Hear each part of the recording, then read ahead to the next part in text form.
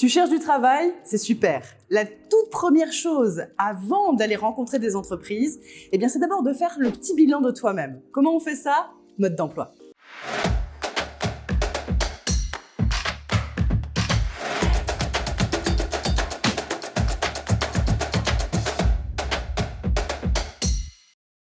Avant d'envoyer ton CV et ta lettre de motivation, prends ton ordinateur, ton smartphone ou simplement un cahier et un stylo, ça marche aussi. Tu t'assois, tu te poses 5 minutes et tu réponds à ces 4 questions.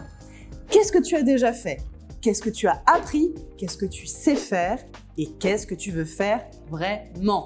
Prends le temps d'écrire ces réponses avec le plus de détails possible pour que, au moment où tu vas les relire, tu puisses prendre conscience d'abord de la totalité de tes expériences, de tes connaissances, de tes compétences et bien entendu de tes ambitions.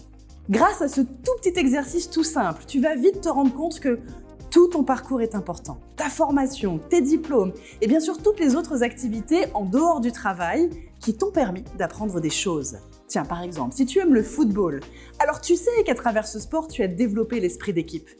Ça, c'est une valeur essentielle dans le travail, donc ce sera important de le mettre en surbrillance dans ton CV. L'objectif, c'est de trouver ce qui fait ta particularité, ta valeur ajoutée à toi. C'est ça que tu vas proposer à un employeur. Donc on est clair, tu vas faire le tour de tous tes centres d'intérêt et te demander ce qui compte vraiment pour toi au travail. On fait beaucoup mieux ce qu'on aime, t'es bien d'accord? Et encore mieux ce qui est en accord avec nos valeurs. Pour t'aider, c'est très simple, tu vas sur Internet et tu cherches la liste des valeurs professionnelles. Je suis certaine qu'en la lisant, tu verras très vite ce qui est important pour toi et ce qui fait sens. C'est complètement inutile de proposer ta candidature pour un poste qui se trouve à 80 km si tu n'as aucun moyen de t'y rendre. Bon, en clair, t'as bien compris, ne cherche pas à faire un CV standard.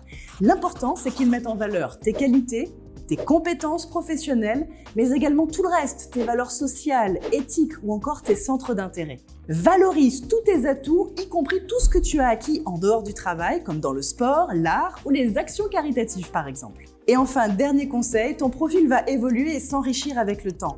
Pense donc à faire le point régulièrement pour prendre en compte l'ensemble de ces changements.